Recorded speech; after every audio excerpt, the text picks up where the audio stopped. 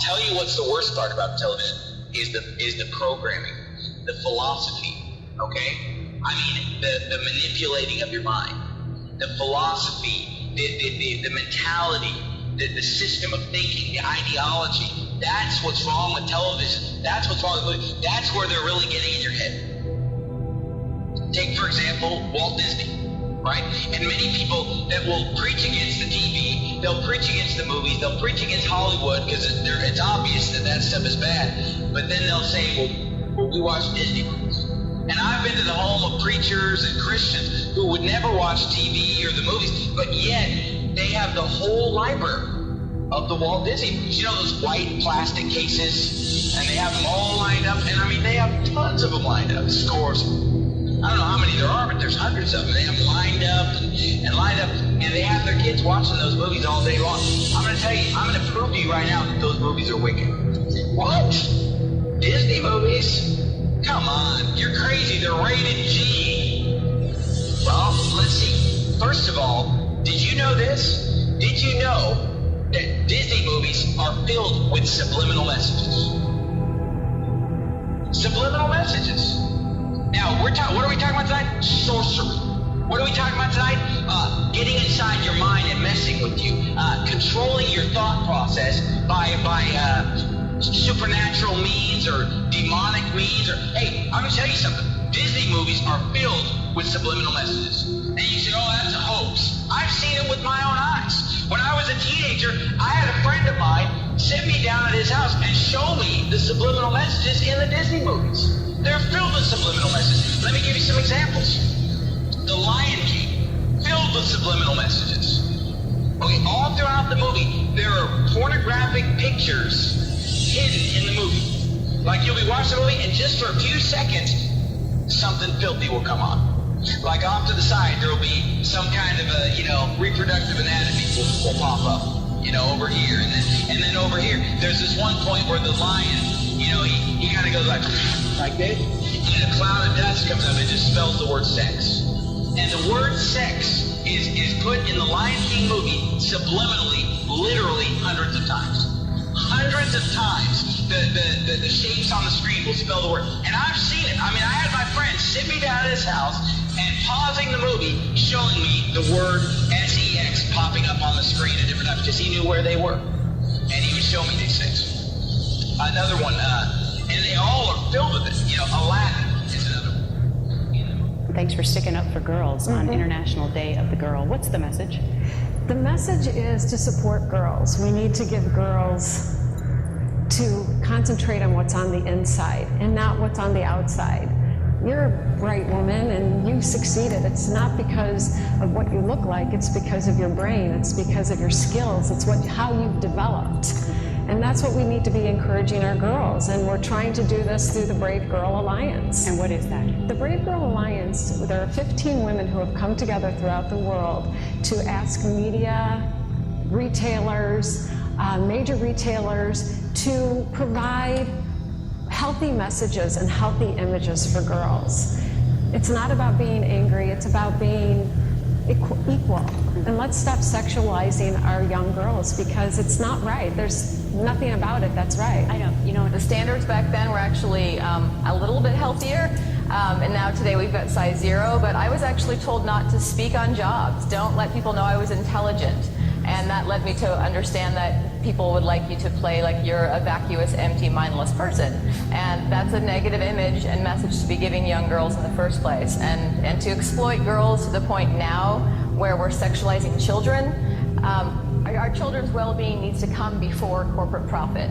The advertisers and media in general are setting the bar very low for society, and this is the lowest it's gone. And we need to say, no, not on our watch. This can't happen anymore. And I know I speak for many parents and many educators across the nation that these images we don't get to debate whether or not they're okay, acceptable, inappropriate. It's children, they're being exploited.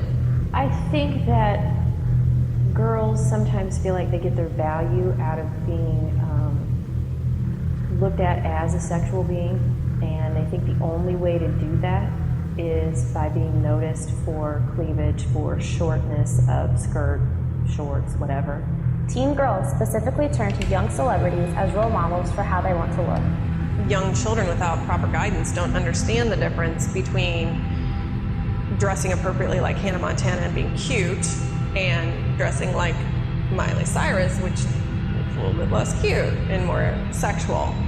When you like their music, you'll tend to like follow them on social media, and you'll see what they're wearing, and like some unconscious part of you will think, oh, they're popular and I want to be popular, so I'll try to act more like them. Despite the pressure, some young girls, like Campbell Hermine, choose to dress more modestly. You usually have a standard that says shoulders to knees, no one touches, no one sees. However, since modest clothing for teenage girls is hard to come by, Campbell sometimes has difficulty maintaining her standards. All the time whenever I'm shopping, I have to think about, okay, what can I add to this shirt to make it more modest? Like, if I think a tank top is cute, I have to think, do I want to put a jacket over it, or do I want to wear something under it? We are talking about the sexualization of little girls in today's world. Now, here's a doll from Mattel. I believe this one is Claudine the Wolf. Nice, huh? You can see there's a midriff thing here, and there's like a thong. It's awesome for little girls. She's, by the way, her message is on, I guess, on the box is, my hair is worthy of a shampoo commercial, and my favorite activity is shopping and flirting with boys. Really? Okay, and look at this one. This is Cleo Denial. The schedule on the back of her box includes readying herself for public adoration.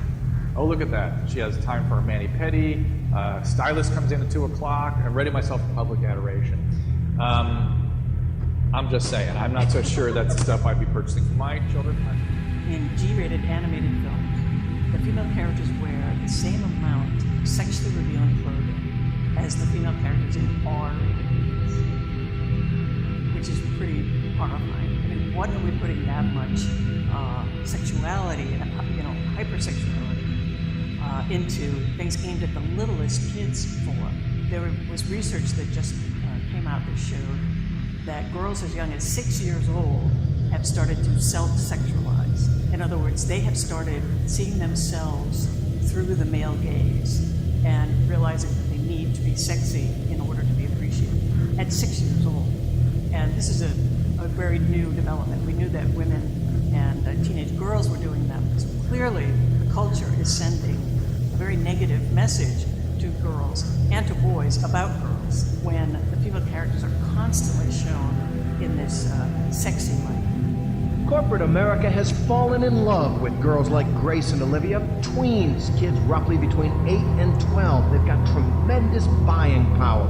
Tween is a term popularized by marketers and advertisers, an age group defined to sell them stuff, from books and entertainment to clothing. With the tween fashion industry, you're talking about a multi-million-dollar industry. Alex Morris is a reporter for New York Magazine. She recently wrote about tweens and fashion.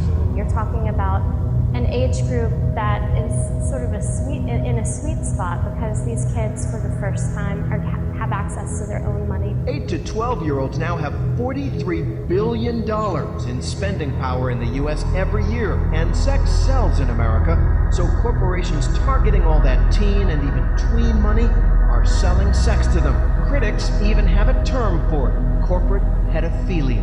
You have a rack of clothing that is appropriate for an 11-year-old next to a rack of clothing that isn't. It's certainly blurring the lines, and it's making it harder for parents to be able to sort of set boundaries.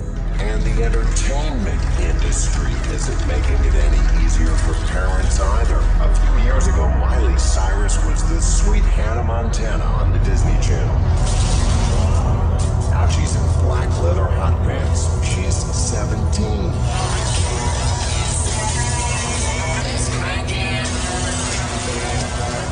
Tisdale of High School Musical is now cranking it up. And Nickelodeon's Amanda Bynes graced Maxim's cover. The easiest way for a female celebrity to sort of transition from being a child star to an adult star, the pathway is through their sexuality.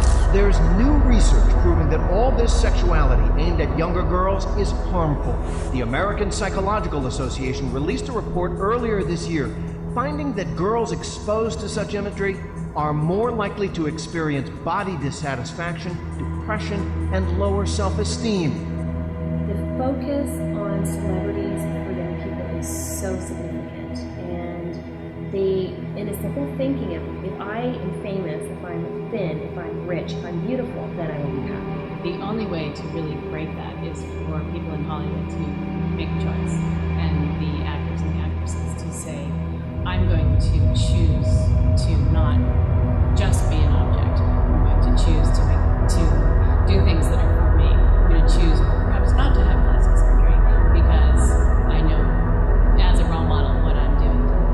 These things that are happening in wrestling, they're dumbing down people, and unfortunately it's having a impact. You can see that people who are getting much younger and faster, the things that they should be caring about are being lost because they feel that advertisers don't know what they should be. They should find out for themselves what they should be.